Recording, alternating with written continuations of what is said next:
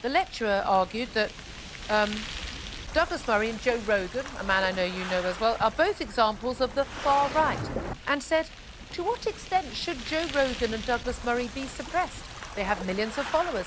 To deplatform them would cause issues, but society needs to find other ways to suppress them. Those caught in violation of curfew will be prosecuted without leniency or exception. It's past curfew, you know. Your response to that?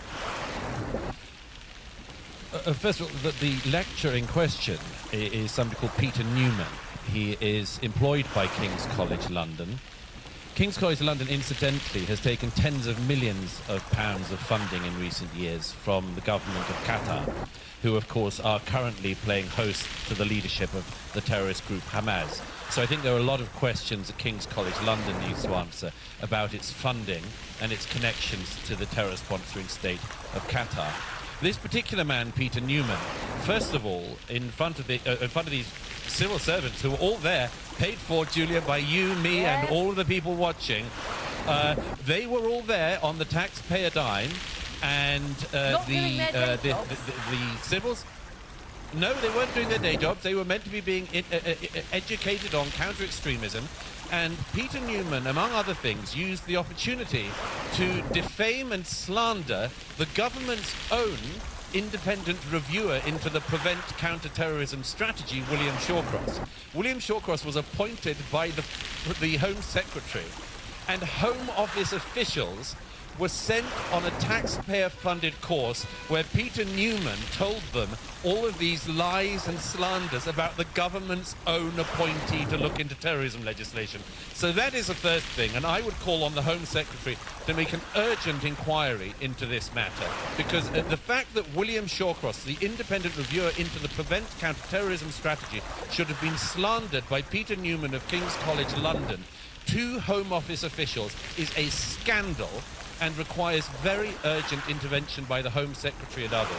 As for myself and Joe Rogan, yes, it seems that this same man, Peter Neumann, was asked, what can we do to counter these terrifying views that Joe Rogan and Douglas Murray have espoused? Because, of course, Joe Rogan and I are such incredibly fringe figures, as you know, Julia. I mean, it's far, far to the fringes of any reasonable politics.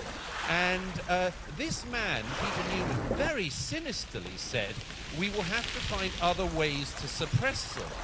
Now, given that he had already been asked, how do we suppress them on social media when they have such big platforms, Joe Rogan and Douglas Murray, he then says, so society will have to find other ways to suppress them.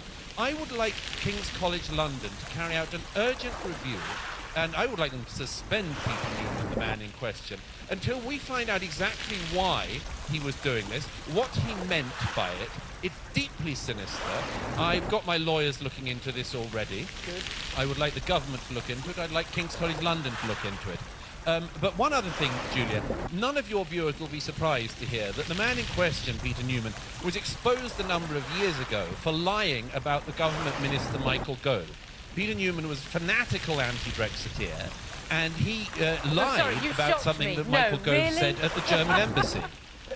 Yeah, I know. Imagine, Julia, the same person who's saying all these things about counter-terrorism that are such palpable nonsense also turns out to hate the way in which the majority of the British public voted in 2016, can't let go of it, and uses taxpayer-funded courses to try to get his revenge.